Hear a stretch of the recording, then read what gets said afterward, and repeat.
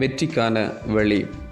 இயேசு அவர்களுக்கு பிரதி உத்தரமாக, இப்பொழுது நீங்கள் விசுவாசிக்கிறீர்கள், இதோ நீங்கள் சிதறுண்டு அவனவன் தன் இடத்துக்கு போய் என்னை தனியே விட்டுவிடும் காலம் வரும், அது இப்பொழுது வந்திருக்கிறது.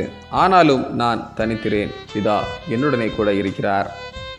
என்னிடத்தில் உங்களுக்கு சமாதானம் உண்டாயிருக்கும் பொருட்டு இவைகளை உங்களுக்கு சொன்னேன். உலகத்தில் உங்களுக்கு உபத்திரவம் உண்டு, ஆனாலும் திடன் கொள்ளுங்கள், நான் உலகத்தை ஜெயித்தேன் என்றார்.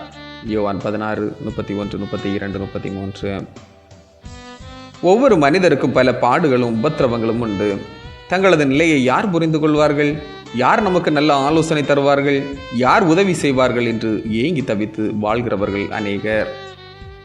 உலகத்தில் உங்களுக்கு உபத்திரவம் உண்டு, திடன் கொள்ளுங்கள், நான் உலகத்தை ஜெயித்தேன் என்று சகல உபத்திரவங்கள், துன்பங்கள், பாடுகள், மரண பயம் எல்லாவற்றையும் ஜெயித்த ஆண்டவர் இயேசு கிறிஸ்துதாமே தேற்றி தைரியப்படுத்துகிறார்.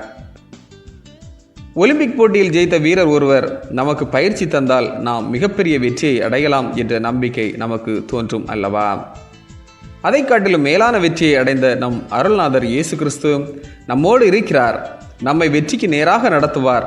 அவரே நம் வெற்றிக்கான வழி. மாரத்தான் என்கின்ற ஓட்டப்பந்தயம் இன்று வரை நடத்தப்படுகிறது. போரில் வெற்றி செய்தியை அறிவிக்க வீரன் ஒருவன் மன்னனிடம் அறிவிக்க சென்ற தூரத்தை மாரத்தான் ஓட்டப்பந்தயமாக இன்றும் நடத்துகின்றோம்.